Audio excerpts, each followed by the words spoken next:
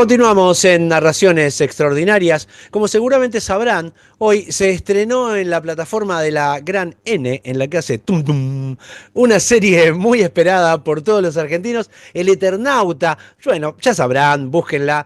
Se estrenó hoy mismo, así que deben estar todos medio a full con ello. Y cada vez que sucede algo así, tan esperado y tan querido, eh, todo se empieza a revolucionar alrededor, ¿no? Con cosas temáticas alrededor. Y mucho más todavía, y con más, vamos a decirle que con más entusiasmo me da a mí, porque sucede con la obra emblemática de Oesterheld, ¿no? Es la salida de libros, ¿no? Salen la salida, eventos, cosas temáticas, ¿no? Todo alrededor del Eternauta. Y un poco ese es el caso de la imaginación científica popular, paradigmas de los 50 en el Eternauta y otras historias de Oesterheld, que es un libro que está por salir. Mañana se está por presentar, pero no voy a hablar yo de eso, sino que Soledad Kereilac va a hablar, que es doctora en letras de la UBA, investigadora independiente del CONICET, profesora asociada regular de los problemas de la literatura argentina. Tiene un currículum larguísimo y que no me voy a detener. Algo, bueno, lo voy a comentar con ella primero. Soledad, ¿cómo estás? Buenas Hola, noches. ¿qué tal? ¿Cómo estás? Buenas noches. Buenas noches. Sabes que estaba revisando todo, por lo menos lo que se encuentra en internet, y veía que estás en el consejo editor de Ajira. El, Sí, con mucho orgullo. Soy el parte de conse- AIRA y, bueno, a algunos le dicen AJIRA, nosotros le decimos AIRA, pero no hay ninguna pronunciación correcta, son siglas. Claro. Y estoy desde su fundación. Somos un grupo de letras, historia, comunicación social. Nuestra directora es Silvia Zaita y este año cumplimos 10 años en el Archivo Histórico de Revistas ¡Wow! Argentinas. Es el archivo histórico de revistas argentinas. Yo he revisado un montón eso, lo he visto hace un par de años. Creo que también para acá, para narraciones. Es hermoso el trabajo que hacen. Es Hermoso. divino, rea pulmón. Nosotros somos como los Juan Salvo de la archivística para entrar ya en el Eternauta. Exacto, muy Con lo bien. que tenemos en la guardilla, el traje que encontramos, la escafandra de la pileta, armamos un sitio Claro, con muy poca esquivando plata. la nieve del olvido, ¿no? Digamos, sería Claro, el salimos a caso. combatir la nieve del olvido, muy lindo. Nada, con subsidios del CONICET y de la UBA, hasta que existieron, no existen más, gracias a Milei y su gobierno. Sí.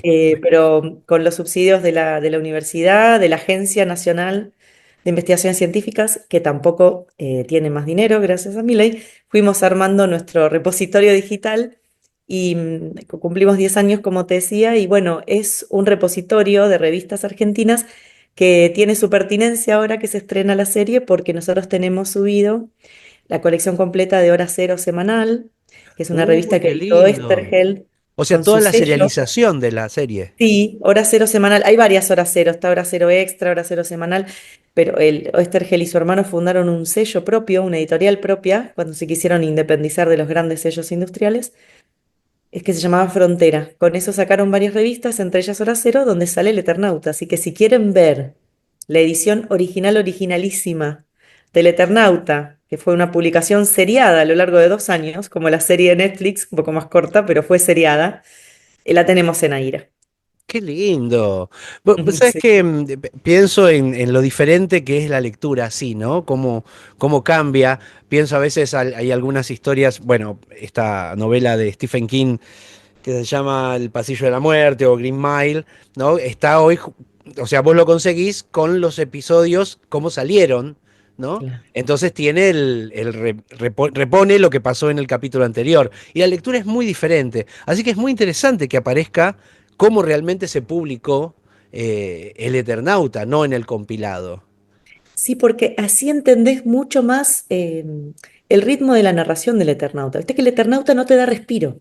Claro, Están claro. en un combate en River y aspiran ese gas alucinógeno y cuando ya todo se soluciona, vienen los escarabajos y después vienen los gurbos y después vienen y no, viste que además nunca duermen los personajes porque son más o menos 4 días y medio toda la aventura. Comen, paran a comer, pero no duermen. No Y duermen, es eso es verdad. parte, claro, ahí se viola la verosimilitud de una manera flagrante, pero es parte de una historia por entregas que se va escribiendo al ritmo que la van transitando los lectores. Oesterheld al comienzo su idea era publicar una historia de la nevada mortal, esa situación de Robinson, ¿no? En donde estamos todos en Claro. nuestras casas, se suspenden todas las reglas de la sociedad tal como la conocemos y es la guerra de unos contra otros. Pero bueno, dado que la historia tuvo mucho éxito y la gente compraba la revista para seguir consumiendo la historia, alargó la historieta a lo largo de 2 años, le metió 50.000 aventuras, le salió muy bien, pero todo el tiempo está ese suspenso y no hay respiro porque vos ves entre una entrega y otra, no pasa una tarde o no te dicen, bueno, al día siguiente, no, vos lo ves a Juan Salvo diciendo, oh no, Martita. Y a la semana siguiente, de vuelta, Martita. Claro, claro. Recuperás enseguida ese momento tremendo de clímax y desesperación, y así es toda la historieta. Claro, repone la misma, o sea, conecta con la misma viñeta anterior de una Exacto. semana. Bueno, también sucede porque ese salto de días entre una página y otra, digamos, entre un capítulo y otro, es un poco de, es el paralelismo, es el momento de pausa donde deberían hacer, ¿no? Donde debería Sí. suceder los descansos, las cosas que no vemos en ese sentido. Claro, pero no, esto Pero era no, un gancho obviamente comercial, como toda narración seriada, ya sea claro, de claro. de las plataformas actuales, de la TV, de la radioteatro y de la historieta. Siempre te ponen un gancho para que compres el número siguiente. Pero bueno, cuando se pasa el libro es muy interesante ver el trabajo que hacen. Primero unos dibujantes amateurs y luego el propio Oesterheld y Solano López, porque la primera edición en libro, que es del 62, son primero 3 tomitos y después los juntan en unos, que lo hace Editorial Ramírez, se dedican a rellenar los cuadritos, las viñetas, en donde estaba la página de legales, el cuadrito de legales, Ah, y el primero que decía El el, el Eternauta, un título, viajante del porvenir, los créditos, ¿no? La digamos. presentación de la historia, porque en Hora Cero había un montón de historietas de Oesterheld, Sargento Kirk y Rolo el Marciano, etcétera, etcétera. Había varias, no me acuerdo si Rolo salió por Hora Cero. Entonces eso lo tuvieron que borrar. Al principio está hecho de manera desprolija y en la edición del 75 de Scorpio, de Ediciones Records, ahí Solano y Oesterheld la trabajan, ¿no? En un contexto súper peligroso de la Argentina, Y cuando sí, Oesterheld ya, digamos, estaba involucrada en la militancia, en el peronismo, y bueno, y esa es la versión que conocemos hoy. qué Y esa es la versión que bárbaro. reedita Planeta, que la verdad yo pensé que era solo una movida comercial, pero está buena la edición, porque pulieron, como que remasterizaron las Sí, viñetas, entonces están más nítidas. qué lindo, claro, claro, Sí. claro. Le dan un tratamiento para que sea mejor visto hoy. Tiene mejor calidad la imagen, sí, sí. Qué bueno. Mira, con todos los datos que sabés, me encantaría juntarte con Sasturain y dejarlos que hablen de Ah, historieta, ¿no? Sería. sí. Creo, si no me equivoco, creo que viene mañana Sasturain, no sé, a la Feria del Libro, Ay, qué lindo. Sí. a la presentación del libro que vos anunciaste, ¿no? La imaginación Bueno, entremos en eso popular. entonces. Mm. Comentame cómo es esto. Este libro tiene un título académico, evidentemente, ¿no? Pero hay algo del paradigma de los 50 que me interesa. Contame un poco cómo surge ese libro, que son artículos, ¿verdad?, en los cuales vos participás. Sí. Bueno, este libro tan lindo lo editó la Universidad Nacional de José C. Paz, ¿no? O sea, es un Ajá, libro que edita una universidad nacional. Es, Está disponible en la versión en PDF totalmente gratuita en la página de la UNPAS, así que el que quiera bajarlo espectacular. puede hacerlo. Y también hay una edición en papel que seguramente mañana estará en la feria. El título, vos decías, es académico. Sí, en realidad, mira, es un título que recupera una tradición de los estudios literarios y culturales en la Argentina. Bueno, en el 92 Beatriz Arlo sacó un libro emblemático que se llama La imaginación técnica, ¿no? Sueños de una Argentina moderna. Es un libro muy bueno que trabaja la literatura de arte, la de Quiroga, y después se mete con diferentes fenómenos de la cultura vinculados al imaginario técnico científico masificado. Entonces estudia las patentes de invención que personas sin títulos registraban en los 20 y en los 30. Es como que hay un boom del inventor casero, la divulgación de noticias científicas en los diarios, en fin, todo un clima vinculado al imaginario de la técnica y la ciencia apropiado, ¿no? Por otros sectores de la sociedad, los Este, escritores, me perdón, adelantaría, seguramente me adelanto si te digo Fabieri, ¿no? Fabieri. Fabieri, el del personaje del Eternauta. Favali, sí, Favali, Favali, Favali, Favali. sí, el profe de química, el profesor de química Claro. universitario total y también el obrero fundidor. Es un poco Bueno, y representante de después, eso, ¿no? total, y después hay estudios en la década del 50 de justamente uno de los colaboradores de este libro, un historiador joven y muy talentoso que se llama Hernán Comastri, que tuvo la suerte, cuando estaba haciendo su doctorado, de ir a la AGN y descubrir un corpus de 50, 60 cartas que el pueblo le mandaba a Perón en la década del 50, proponiéndole diferentes inventos de todo tipo. Eran tanto ingenieros industriales como personas absolutamente comunes que simplemente leían, no sé, Mecánica Popular, la revista o el Hágalo Usted mismo de los 50, y tenían grandes ideas científico-técnicas y le proponían a Perón eso. Él se dedicó a estudiar esas cartas, que son una maravilla y sobrevivieron a la quema de documentos, ¿no? Post 50, y acuñó este término de la imaginación técnica o la imaginación científico-técnica popular, cuando las clases populares, sea cual sea su formación, se apropian de los conocimientos científicos y desarrollan diferentes intervenciones, propuestas, ¿no? Ya sea en la literatura, en los diseños, etcétera. Oesterheld sintoniza con esa cultura de los 50. Vos fíjate que sus personajes, vos me dijiste, Favali, todos los personajes de Oesterheld, además de ser muy valientes y constituir un héroe colectivo, todos, de alguna manera, tienen una conexión con el saber científico técnico.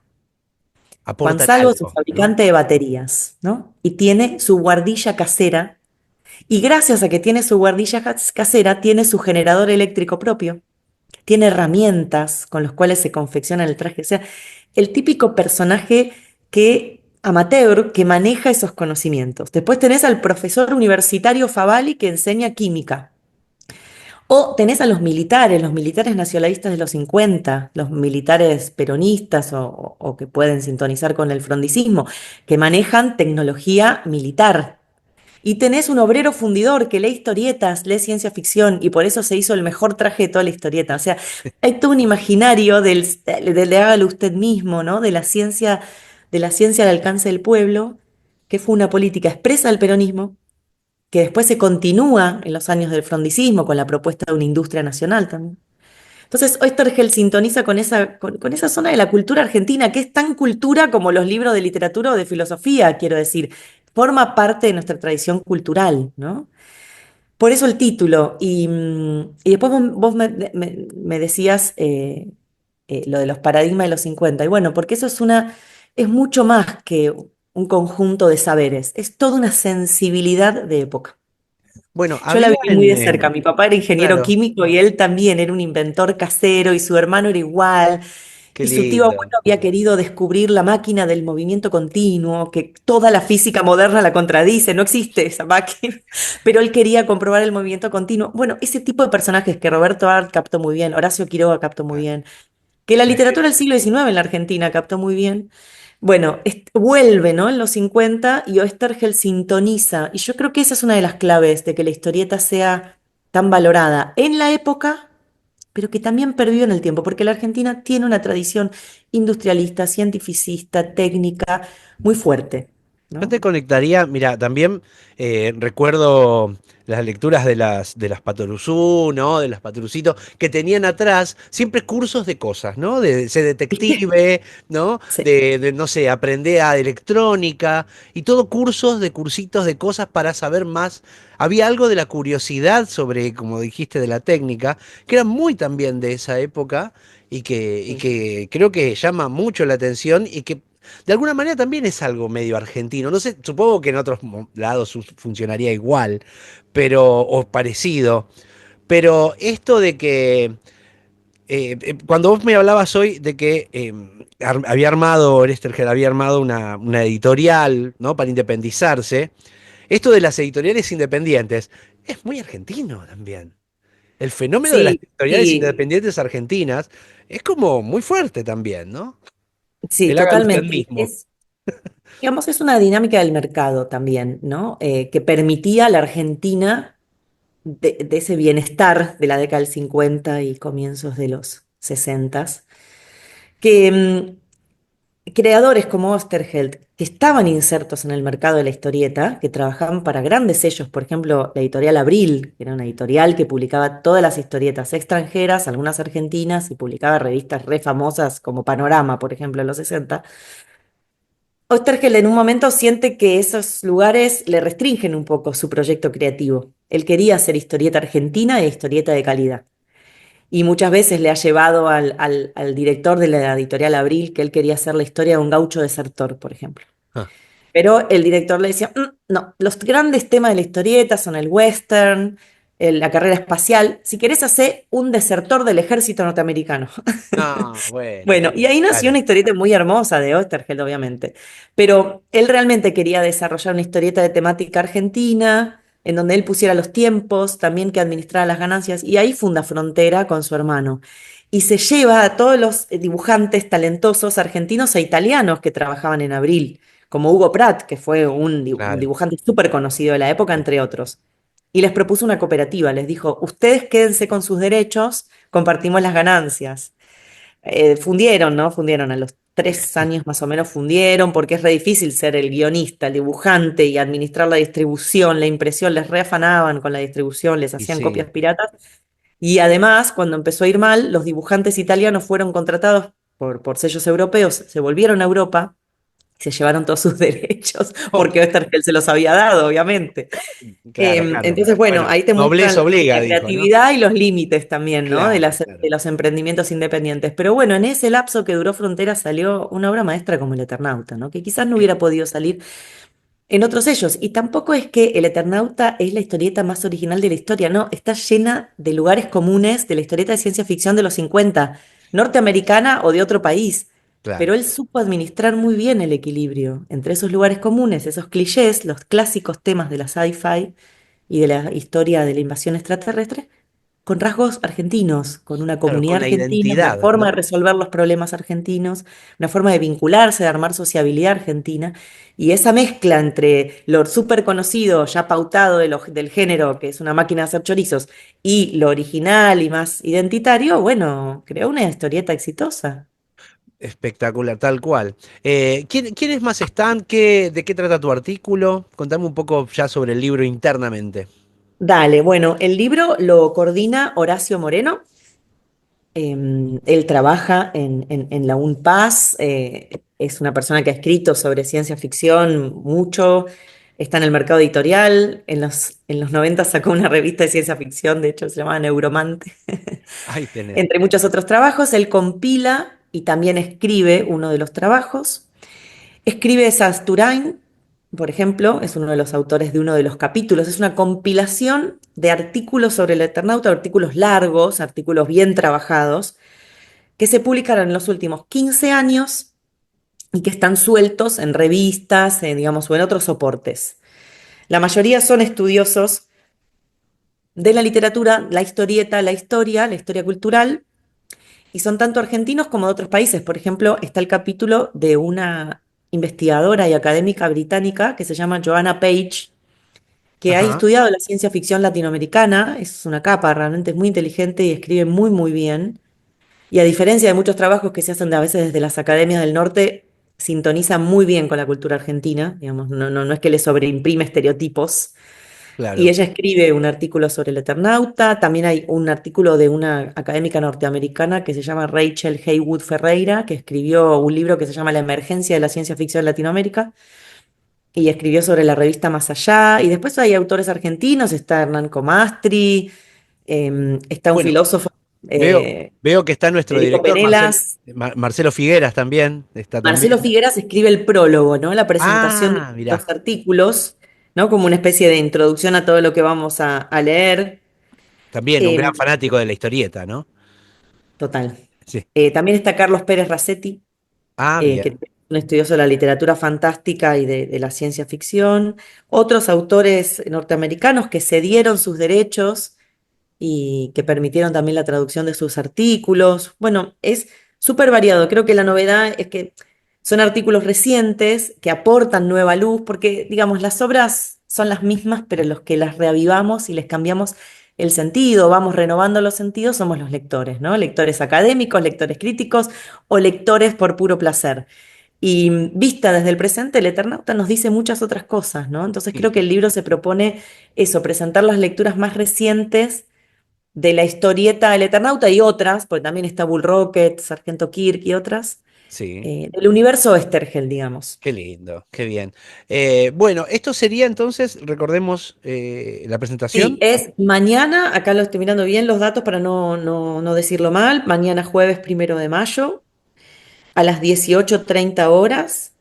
Es en el stand justamente de la provincia de Buenos Aires, en el pabellón azul, porque la Bien. provincia de Buenos Aires se dio un espacio para las universidades nacionales con territorio en la provincia, por eso Ah, están qué en ese bien. stand.